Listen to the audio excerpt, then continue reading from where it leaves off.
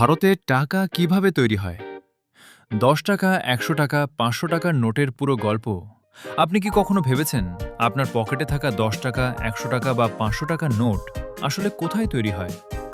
সরকার কি ইচ্ছা করলেই যত খুশি টাকা ছাপাতে পারে? যদি তাই হতো, তাহলে কি সবাই একদিনে কোটিপতি হয়ে যেত? আজকের ভিডিওতে আমরা জানব ভারতের টাকা তৈরির পুরো গল্প, শুরু থেকে শেষ পর্যন্ত। কে টাকা ছাপে?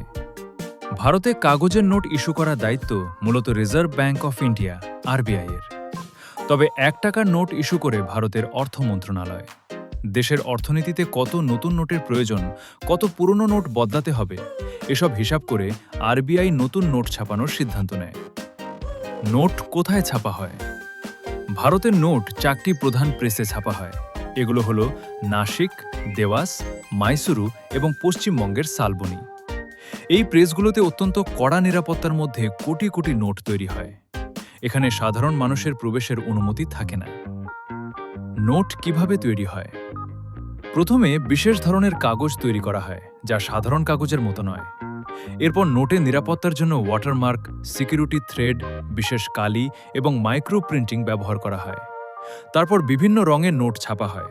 প্রতিটি নোটে আলাদা সিরিয়াল নম্বর দেওয়া হয় এবং শেষে প্রতিটি নোট ভালোভাবে পরীক্ষা করা হয়। কোনো ত্রুটি থাকলে সেই নোট বাতিল করে দেওয়া হয়। কয়েন কিভাবে তৈরি হয়? কাগজের নোটের পাশাপাশি কয়েনও তৈরি হয়। কয়েন তৈরি হয় ভারতের সরকারি মিন্টে। মুম্বই, কলকাতা, হায়দ্রাবাদ এবং নয়ডার মিন্টে বিভিন্ন মূল্যের কয়েন তৈরি করা হয়।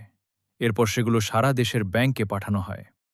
তাহলে আজ জানলেন ভারতের টাকা কোথায় এবং কিভাবে তৈরি হয়, কে এই কাজের দায়িত্বে থাকে এবং কেন সরকার ইচ্ছামতো টাকা ছাপাতে পারে না। ভিডিওটি ভালো লাগলে অবশ্যই লাইক করুন, বন্ধুদের সঙ্গে শেয়ার করুন এবং এমন আরও তথ্যভিত্তিক ভিডিও পেতে আমাদের চ্যানেলটি সাবস্ক্রাইব করুন। ধন্যবাদ।